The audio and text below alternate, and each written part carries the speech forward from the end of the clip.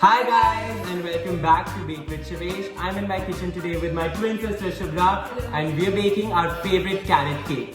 Let's get started. Let's kick things off by adding 2 cups of whole wheat flour in a bowl. I'm using whole wheat flour, you could use maida if you like.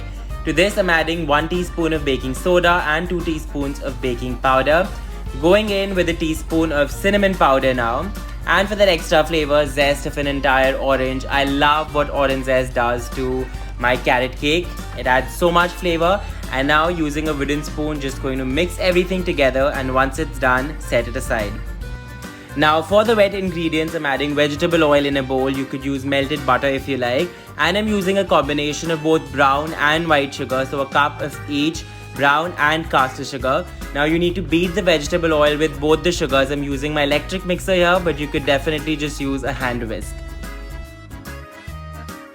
After mixing this for a couple of minutes, it's now time to add in the eggs. I'm using 4 eggs for this recipe and I'll add them one at a time and mix well after each addition.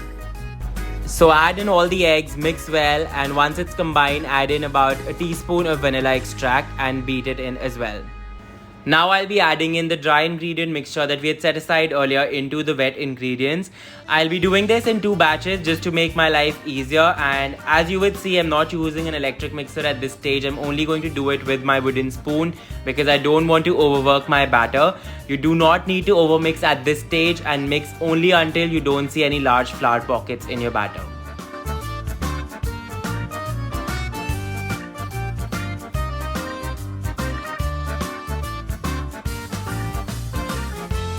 This looks good, and now the best part, 3 cups of grated carrots. Remember to not squeeze the water out of the carrots. You need to add them just as it is because this adds a lot of moisture to the cake.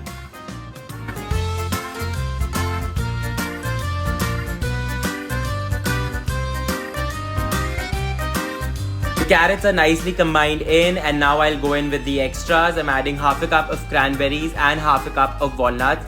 Now I'm calling them extras, but you should definitely go ahead and add them because they give your cake a really nice texture and bite.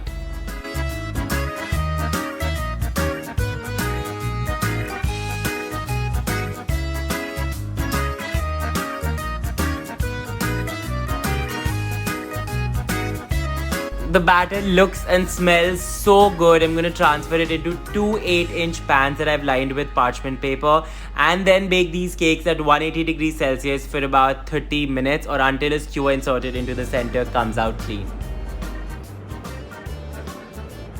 Meanwhile, let's make my favorite cream cheese frosting. I have 2 cups of softened cream cheese here that I'm just going to beat until it's nice and fluffy. To this I'm adding 1 cup of butter. I'm using salted butter. Just make sure it's softened and not cold or hard, otherwise your frosting would become lumpy. Again, I'm using an electric mixer. You could just use a hand whisk.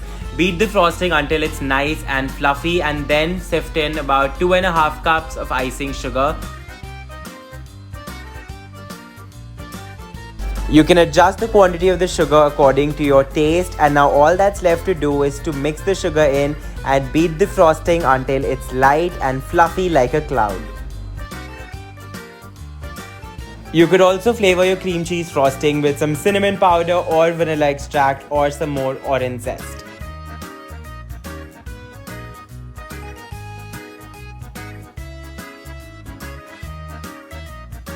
My cakes are baked completely, my frosting is ready, and now it's time to assemble my birthday cake.